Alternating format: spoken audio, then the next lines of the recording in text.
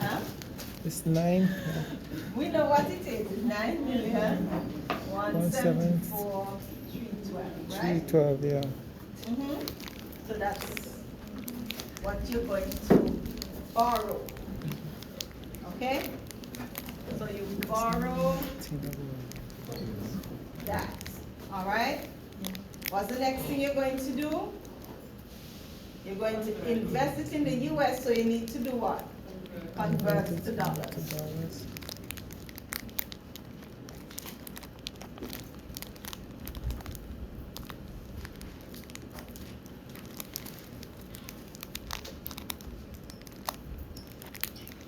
You convert to US dollars, how much you gonna get? You multiplying your 9,174,312 by, what's the spot rate? 150. So how much you invest in US? 13,761,478. All right. You're investing this in the US at 6.16%. Right? Okay? So when you invest it at that, you're going to get, in 1 year, you will have 13,761,468. All right? Multiplied by 1.0610. Do we know why we're multiplying by 1.0610? Right. The US rate is 6.10, but it's a year forward, so you have to add the 1. Okay? And so how much you get?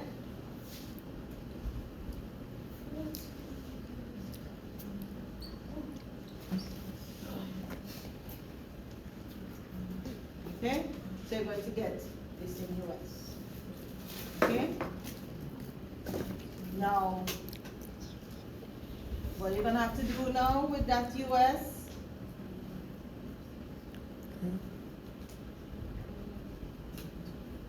what you going to do with that?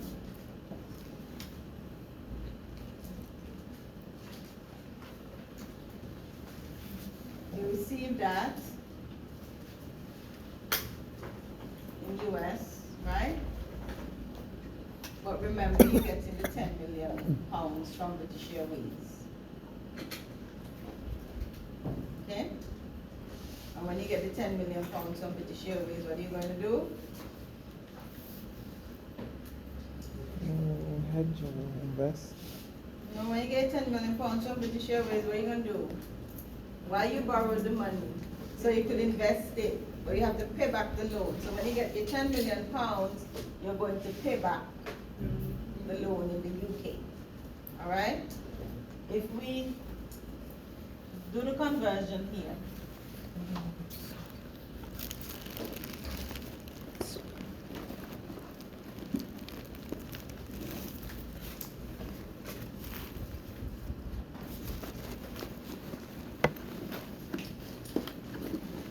so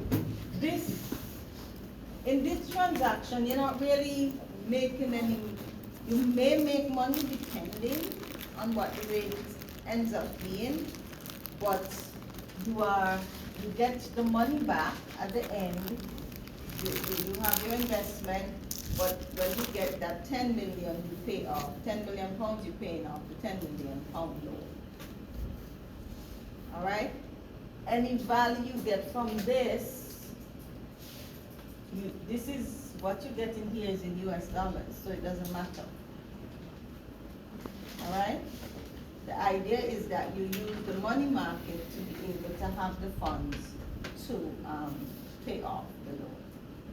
And what happened if British Airways don't make that payment? What happens if British Airways don't make the payment? Yeah. That's a real problem. for both British Airways and Boeing. If British Airways don't make the payment, then then Boeing is gonna have to convert this back to sterling to pay off their loan. All right?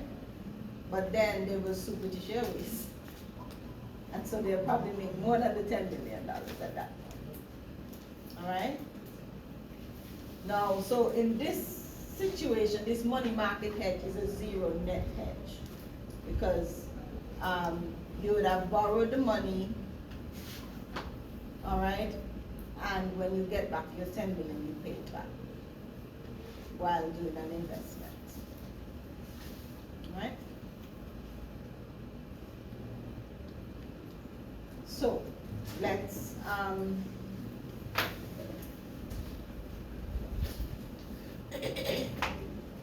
we'll do some examples. You're gonna do it at home. You're gonna do homework examples, not now. All right?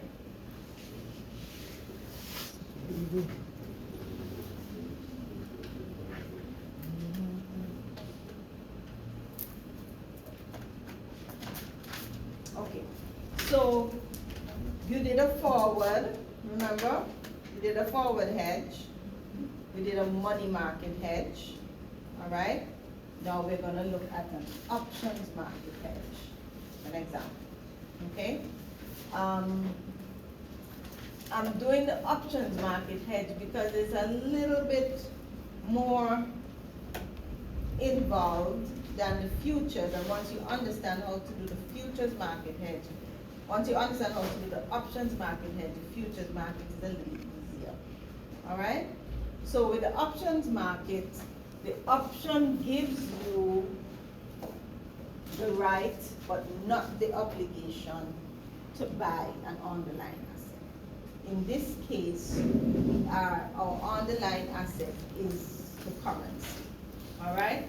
So the option is more flexible than the forward contract. With the forward contract, remember that's the first one we did. In the forward contract, if the counterparty that you did the contract with does not deliver, then you have both credit risk and foreign exchange risk. All right? That's with the forward contract. Rashidi said, what if Boeing didn't deliver on the other one? So you have a credit risk there again. You have some foreign currency risk, but you would have covered yourself with the money market hedge, right? So if Boeing didn't pay, then you could pay back your loan because you had invested the money anyway. It's just that you're going to have to convert these funds at whatever the spot rate is at the time to pay back the loan, okay? And then you can sue British Airways. With the options market, it's a little bit more flexible, but you have to put some money in the game. All right? So options are, you have call options, which gives you the right but not the obligation to buy an underlying asset, all right, at some point in the future. A put option, so you have the call is buy, okay, whereas the put gives obligation to sell. Okay. Okay? So the put option, you have the right but not the obligation to sell an underlying asset. We are talking about currency options, so currency futures options, so the underlying asset is the currency, whatever the currency amount is, right? So Boeing could have entered into an option to sell their 10 million pounds at matured at, in 1 year, okay? They didn't have to, they don't have to, they don't actually, not to sell, yes. So Boeing, sorry, Boeing would purchase a put option because they're going to sell, all right? Now, depending on how the rate is in the future, they have the right but not the obligation, so they don't have to sell it. They don't have to exercise the contract, the option contract. What they would do, they would sell the sterling in the market. We'll come to that. All right? So, let's look at that example. Boeing could purchase a put option on the $10 million. All right? We're using the same 146 as the forward rate, so they could purchase a put option with what we call an exercise price. The exercise price is the price at which you're going to execute your transaction. All right? And we're using 146. And the contract will expire in 1 year. Now, with the option, all right, when you purchase an option, okay, whether it's when you purchase an option, whether it is a put or a call, you have to pay a premium, all right? You have to pay a premium. Premium, when you purchase the contract, you're paying a premium. That's the price you're paying. You're paying the price. Kyra, you okay over there? No, I'm giving you a headache. Oh,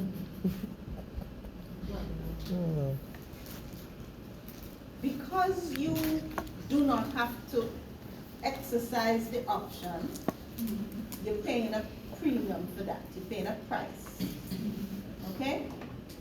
So we're going to assume the option premium.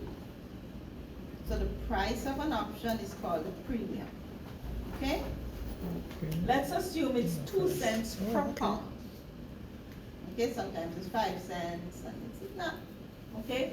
But remember, we're talking in millions of dollars. Right?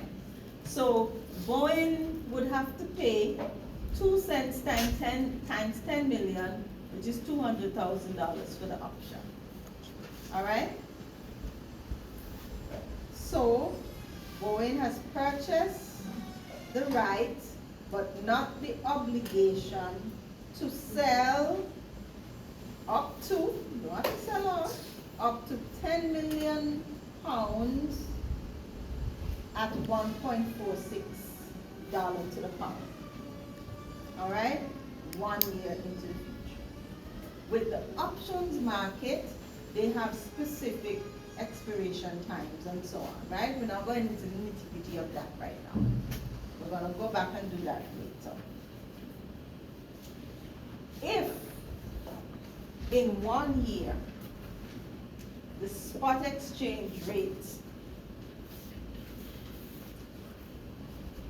is less than the exercise price, then Boeing would exercise its option and sell the pound, the 10 million pounds, for 14.6 million, right?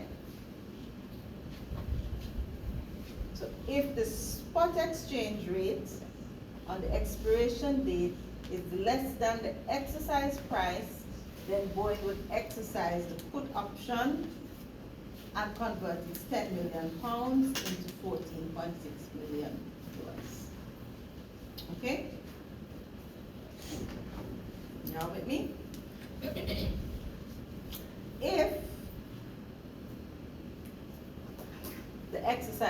the spot exchange rate is more, then Boeing would allow the option to expire and sell its pound in the market. It's 10 million pounds in the market. With me? So if he's going to get more US for the pound, the spot exchange rate in 1 year is gonna give him more US, give Boeing more US for the pound, then Boeing would not exercise the option. Boeing would just simply sell the pounds in the market. But they would have had to pay for They pay the premium. the premium. So what will happen is, so that option will just expire, Okay. all right? And that option will just expire, so in effect, Boeing, if they use the option, the hedge amount was 14,600, or remember that they paid 200,000. But notice that is not 200,000 subtracting. Why is that? Can anybody think about, anybody knows why? So you wanna know how much Boeing is actually netting out, right? When they exercise the option. They paid 200,000 for it, right? But it's not 200,000 you're subtracting to get your net. What are you you're subtracting $212,200. You're taking into consideration the time value of money. Just like when you borrowed, you borrowed the present value of the 10 million. When you want to see how much money Boeing actually got, you have to take the time value of money into consideration. So how much is $200,000 in the future? So they pay $200,000 today, but in the future, the $200,000 is going to not be valued 200,000 but. And this rate, you remember this rate? What was that rate? The US US interest rate. Interest rate. Okay? So you are going to take the time value of money into consideration. It's 200,000 times the US rate, and that's what you subtract from to know exactly how much Boeing got for the 10 million pounds. Now, had Boeing not entered into that option contract, right, and the exchange rate went against Boeing, then Boeing would have gotten even less than the 14,387,000. All right? So even though it paid a premium for the put option, it actually guaranteed it that if the rates change,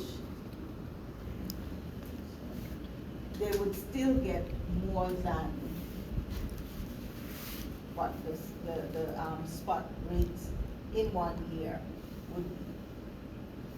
So if the spot exchange rate at maturity was higher, then Boeing wouldn't need to exercise the option. What would they do? They would sell in the market at the spot rate. All right?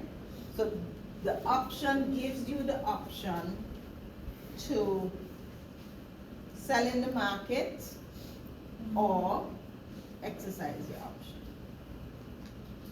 That's a lot of money for, like, just to cover the risk. Yes, but how much money are you using to cover the risk? 212,200. What if the exchange rate went in the opposite direction? What if the exchange rate fell to 140? How much would Boeing get? You don't have to, you don't need to calculate. Boeing would get 14 million as opposed to 14,387,000. Which is more than the 212. Okay. Okay? Because when we're talking about millions of dollars, all right? We're talking millions. $387,800 is a lot of money. right? Yeah. Any questions from the back? Marsha, you good? Samantha? Mm. Josh? I'm assuming that is Damien hiding behind Dante.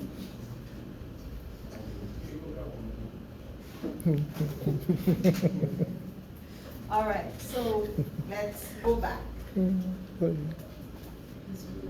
All right, so with options, so let's take it all the way back because you came in late. So Boeing sold a landing gear to British Airways, and he was the only one who came in late, so the rest of you benefited. So say thank you to him. Boeing sold a landing gear to British Airways, right? And they're delivering the landing gear in 1 year. And so they have a $10 million receivable, right? Okay. They could have purchased a forward contract to sell that 10 million pounds, because Boeing is in the US. They could have entered into a forward contract to sell the 10 million pounds at the forward rate of 146, okay? If they did the forward contract in 1 year, they would sell the 10 million and they would get 14.6 million. All right? So they had that option, they could have used that option. They also had an option of utilizing a money market hedge. All right? With the money market hedge, what they did was to borrow the money, convert, so it was $10 million, right? So they borrowed the present value of $10 million, which is this. So they borrowed this, they invested it in the US at 6.1%, all right? But before they invested it, they had to convert it to US, okay? So this is the money market hedge part. So they converted this to US at the spot exchange rate at the time they borrowed, and they got 13.76 million. They invested it in the US at 6.1%, and so this is what they got for their investment. When they got the 10 million from British Airways in 1 year, they paid off their loan, because the loan, they borrowed this, it's valued 10 million in a year, so that's a money market hedge. That's a net zero hedge, because you're not making any money there, you're just protecting yourself, right?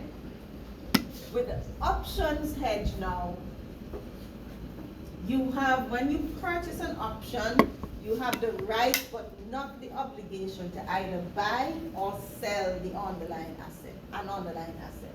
In this case, our underlying asset is currency, all right? So British Airways has an option to purchase a put option, and put option is an option to sell. Because remember, they have a receivable of 10 million pounds. They're in the US. When they get that 10 million from British Airways, they're gonna have to sell it in the market to get US dollars, right? So they have the option to purchase a put option, which is an option to sell their $10 million 1 year in the future. So the option has a 1 year expiration. When you purchase options, you have to pay for them. And the purchase price of an option is called a premium. Okay? The premium on this particular option is 2 cents per pound. 2 US dollar cents per pound. The option is $10 million, right? And so Boeing paid 2 cents times 10 million is $200,000 for the option. right? Now, what that option does is give Boeing the right, but not the obligation, to sell 10 million pounds for 146 US to the pound, right? Now, if in 1 year the spot exchange rate is less than the exercise price is how much? 146. If in 1 year or expiration date the price was, let's say, 144, if it was 144 at that time, Boeing would exercise their option, because in exercising the option, they're exercising it at 146, which is going to give them 14,600,000, right? However, the net amount that they would have made would be, your 14,600 minus what you paid for the option. However, remember, you paid for that option a year ago. So if you're netting, you take the time value of money into consideration. So you multiply your 200,000 that you paid for it 1 year ago by the US interest rate. All right? So your net is your 14,600,000 minus 212,200. How did we get 212,200? That is the value today of the $200,000 you paid a year ago. So we're looking at what is the value to British Airways today, right? Now, if the rate was 144, all right, then British Airways, if it's 144, then obviously British Airways would take into consideration the fact that it paid the premium, right? And that your proceeds minus your premium is going to be less than, so they could sell it in the market as well. Because remember, they don't have the obligation to sell, to exercise the option. So depending on what the rate is, all right, depending on, let's say the rate was 142, then they would get less than if they exercise the option, right? Better, clearer? Okay.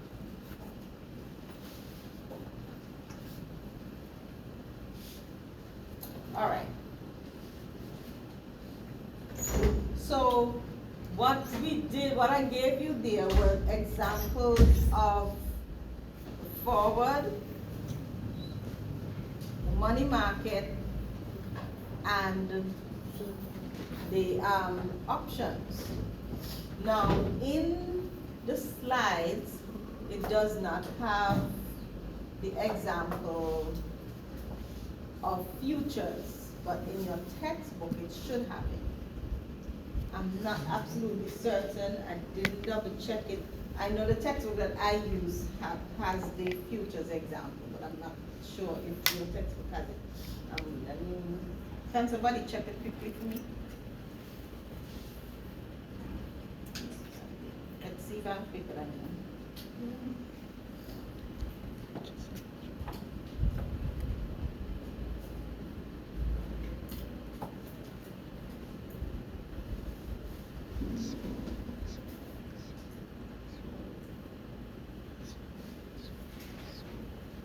All right, the phone is slow.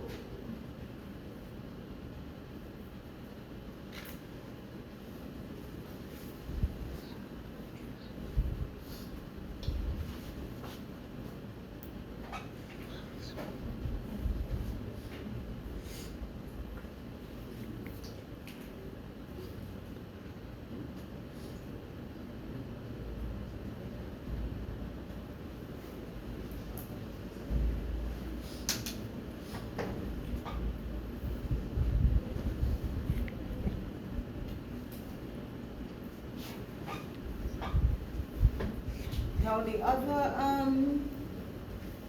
other type of hedging, the other two would be swaps and the futures hedge. And then there's also cross hedging for companies that operate in jurisdictions where in jurisdictions where the currencies don't convert directly. All right, so remember cross exchange rates, the three currencies are involved because three currencies are involved because one currency doesn't trade readily. Right.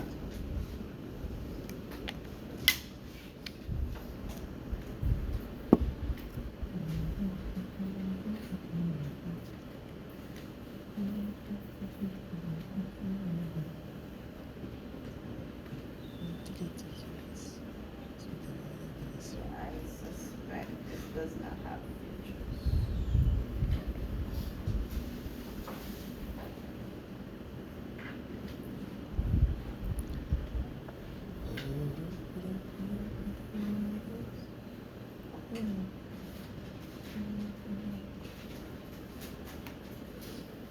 Let's go for zero.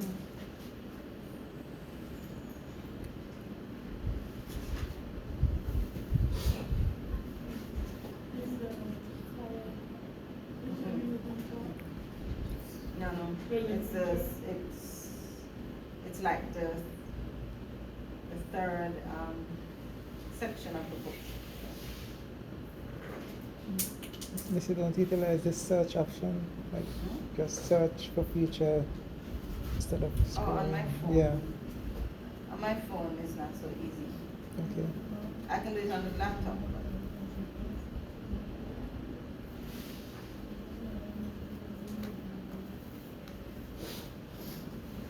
But somebody else, I'll do it, sir.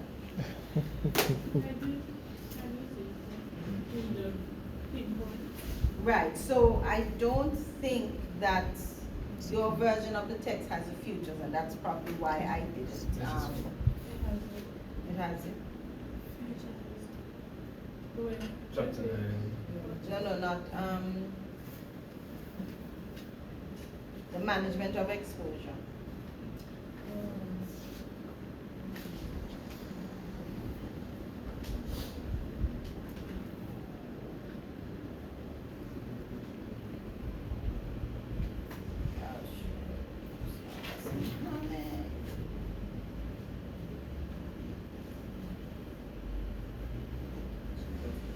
Because basically what I did, in your text, they deal with economic exposure first, and they go to transaction exposure. But I opted to use, okay, so no, they don't use the futures market hedge that's why I don't have it here. Right? But you could use futures market to hedge those transactions, but it's not taught in this text, so we're not doing it. But there's cross hedging, all right? If a country is dealing in minor currency, so for example, a company is purchasing inputs from or selling to a country that has minor currencies. So minor currencies, the Indonesian rupiah, the Thai baht, those currencies don't trade freely on the foreign exchange market. So companies that are exposed to those currencies would use cross-currency hedging. All right, so they would hedge they may use, let's say, the US and the Japanese yen. Okay. All right, so they would do it in a similar way. So just so that you know that companies that are exposed to the Thai baht. So Thailand, there are factories, people, companies Okay. have investments in Indonesia and Thailand. Right now, Indonesia and Thailand are very popular tourism destinations, right? Yes. And so I am sure that the hotels in Indonesia and Thailand are not owned by companies in Indonesia and Thailand. So I'm pretty sure you have your Hilton, you have your, what's another big hotel chain? Marriott, which actually, Hilton and Marriott are pretty much one now anyway. So they would have exposure to these currencies, but then they operate in US, right? And so any exposure to those currencies, they would do cross-hedging. All right, so they would use the most effective currency to do the cross-hedge. Like I say, it could be the yen, it could be the Australian dollar, all right? When you look at where the countries are and which currency would be the most effective for them to hedge in, that's what they would do, okay? And the cross currency that, let's say your Marriott and your Hilton would use is an exchange rate that tracks the Thai baht or the Indonesian rupiah. All right? Questions? Like I said, you're not going to get it right away. You're going to have to do examples. All right? And so I'm going to give you some homework. Okay. And you can ask Ms. Brown for assistance, but you need to do the work. All right? Because I will share with her what questions I give you to. All right? Okay, so the other, I want to talk about what we refer to as contingent exposure. What's that? When we talk about contingent exposure, what do you think we mean? What are contingent liabilities? Anybody knows? We have accounting people. What are contingent liabilities? Lots of accounting people. What are contingent liabilities? No, it is I hear murmuring. I hear murmuring. Jaheem. Happy to say that. How many accounting and finance majors do I have in the class? Don't hide, don't go under the table. I know it's not Darwin alone. I know it's not Darwin alone. contingent. You don't remember? And that's fair. It's something that may happen Something in the that- future. So if there's a lawsuit, then you may have to pay out. Mhm. That is So- a liability. That's right. So you have a lawsuit has been filed against you. You don't know, against a company. You don't know exactly how much it's going to be, but it's a contingent liability. So in your financials, in the notes to your financial statement, you need to declare contingent liability. Yes? If you're government, all of your statutory corporations loans are the contingent liability of the government. All right? So, with that explanation, what do you think is a contingent exposure? Using Heaven's definition, something that that could happen, you're not sure about. What is a contingent exposure?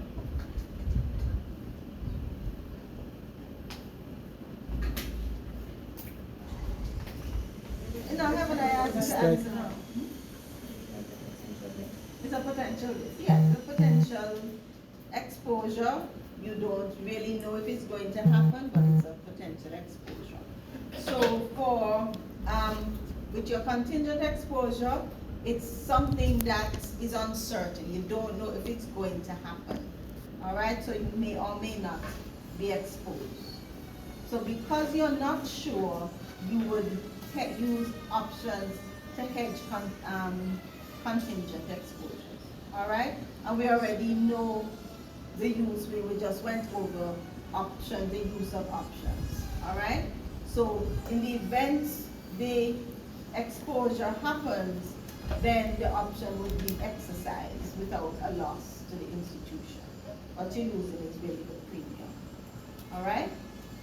And you would pay the premium for that because it could happen. And if it happens, then your premium pretty much is your insurance premium against the event. Now, you can also hedge with a swap contract, all right? Now, basically, what a swap contract is, it's a sale and purchase happening at the same time of one asset against a forward sale or purchase, which is, it doesn't have to be exactly equal to the asset. It could be just very close, approximate, right? Swap contracts are very flexible. They are varying amounts, and the maturities can be a few months to a few years, all right? That's with the swap contract, that's what makes them more attractive, because with the options expire within a certain period. Futures expire within a future period. So futures expire within 3 months, right? Your futures expire every 3 months. So you, if you're gonna buy your futures to cover a full year, you're going to have to buy 3 months, and then buy again 9 months down the line. I think the highest is 6 months. My brain is a little fuzzy on it at the moment, right? But with the swap contract, those go beyond 1 year, all right? So they're more flexible. You can use, in a swap contract, you can utilize a loan on one hand and a bond on the other. So one company has a loan in a foreign currency, one company has a bond in a foreign currency. And what you do with the swap is to exchange the assets, all right? And the exchange is dependent on the interest rate on both and the currencies that you're using. Now, like we said, the swap does not cover, it will not cover it completely, but in the swap, both parties would be protected more than if you did not do a swap. With swaps, you usually have a middleman, all right, which is usually a bank, usually a financial institution. So just so that you are aware, you can also hedge with swaps, all right?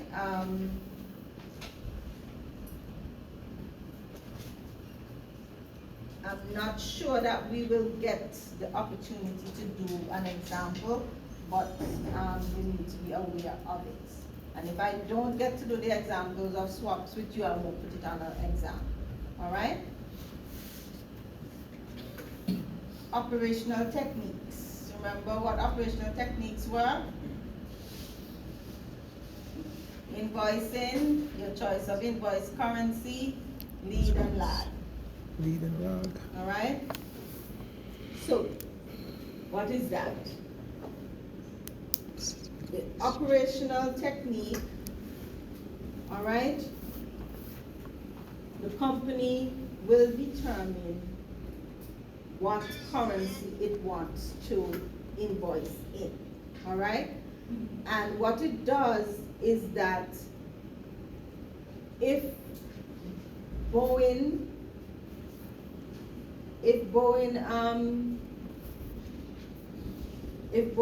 chose to not invoice in sterling, then Boeing would not have the risk. Boeing would transfer the risk to British Airways by invoicing in US dollars. All right? So British Airways would now have to go into the market to purchase the US dollars to pay a year down the line.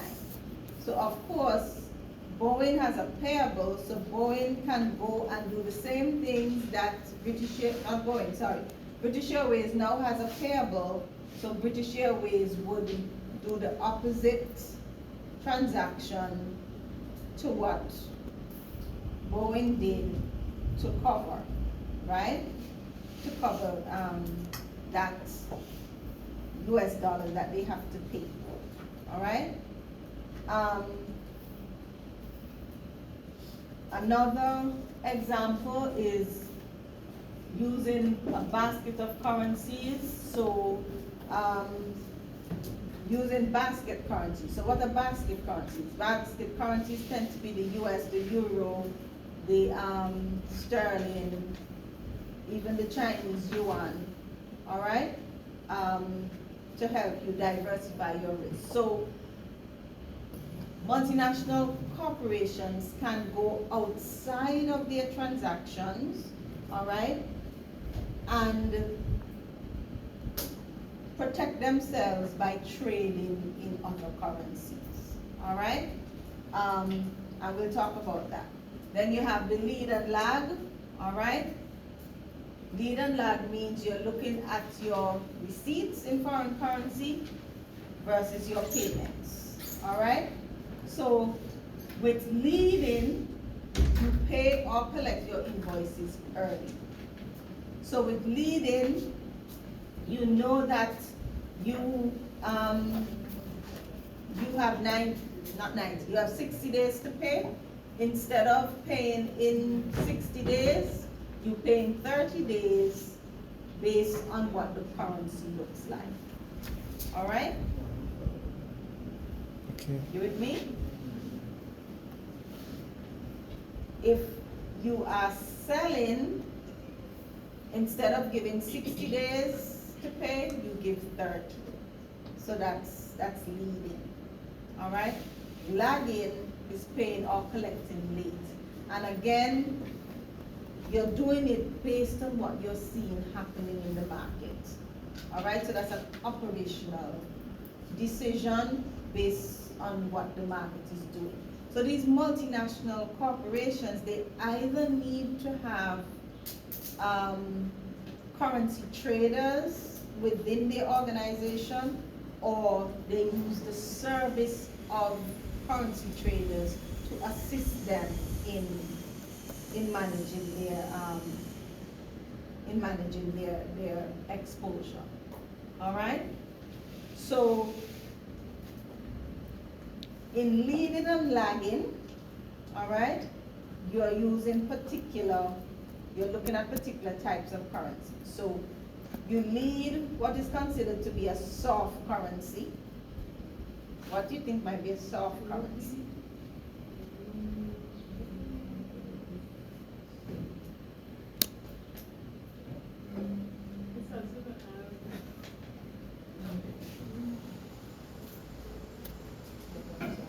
Huh?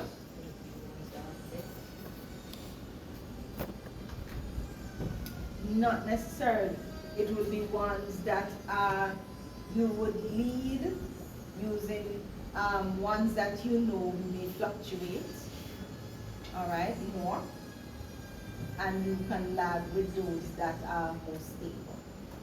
Okay. All right? Makes sense. So you avoid, when you lead with the soft currency, you avoid the loss from any depreciation in the soft currency. Soft currency being a currency that's a little bit more volatile, right? Whereas the hard currency is one that's not so volatile. Okay. All right? You need to read the text, look at the examples. Yes, ma'am. What's an example of a soft currency? So,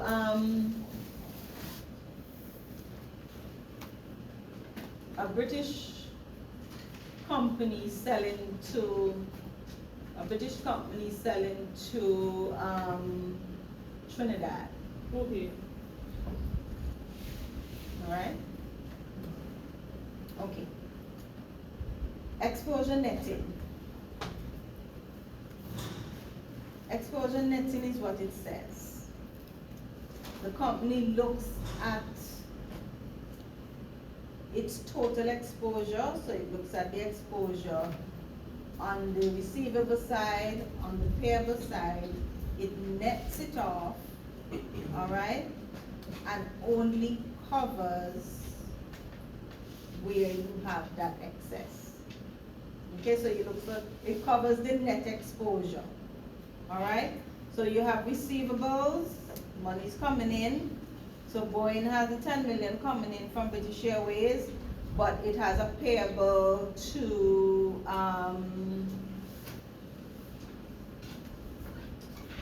a French company that makes engines. My aviation experts, is there a French company that makes aircraft engines? Or is it Brazil?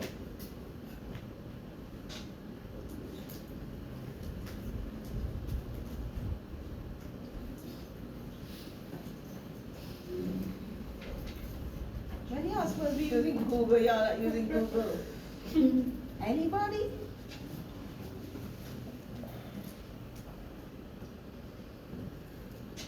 Google a company out of the US that make aircraft engines. Huh? Pratt and Whitney.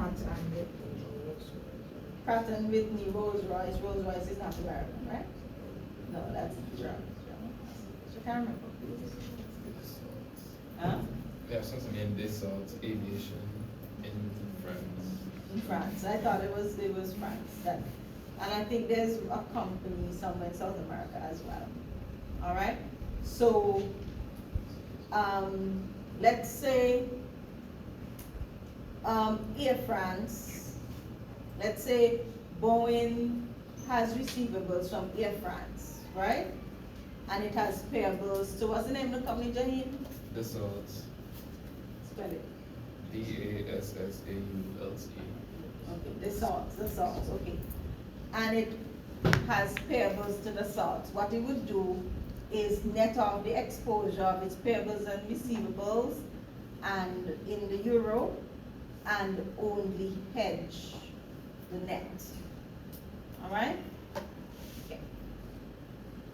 So they net out the receivables and the payables. Receivables, what you're getting in, so your exposure coming in versus your exposure going out, and you hedge that net exposure. All right? All right.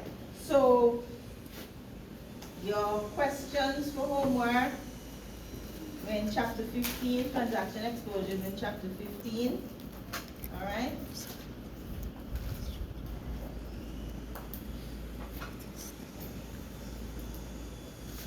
And we are doing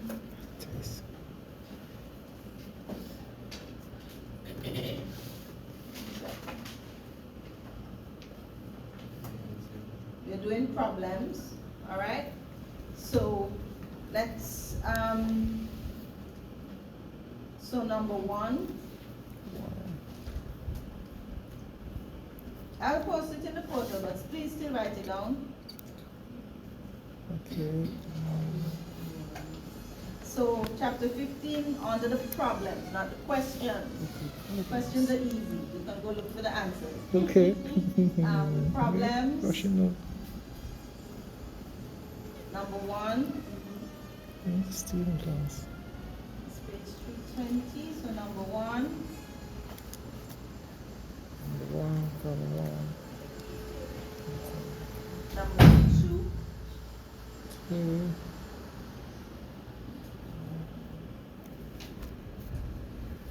You're not.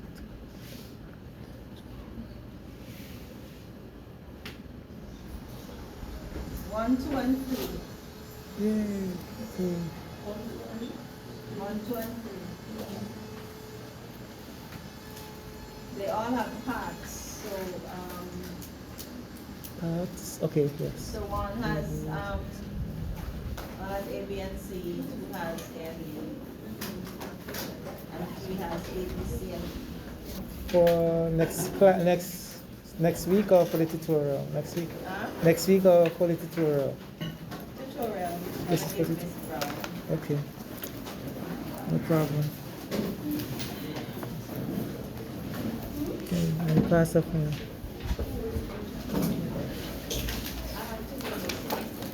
All right. Thank you very much. Like I said, this one is gonna take you reading and practicing. Okay?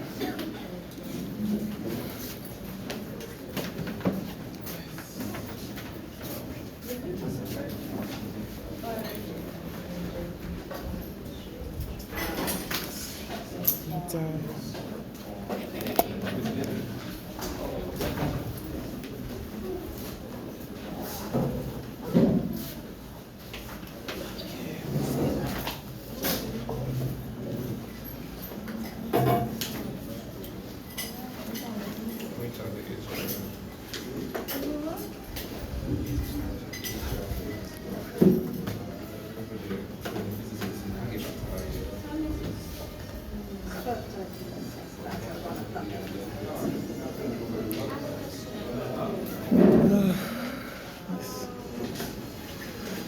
I found it to be tough doing this.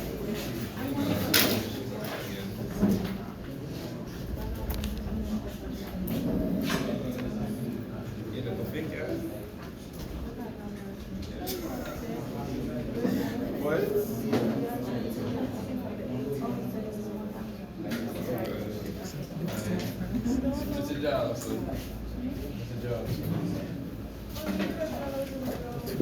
Job 20. Let's try again. So Okay, no problem. Press it once. Yeah. Thank you so much. You take me.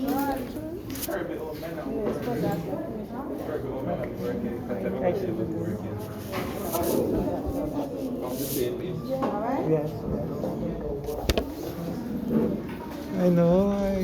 I didn't want to send. Oh, hello. I did not.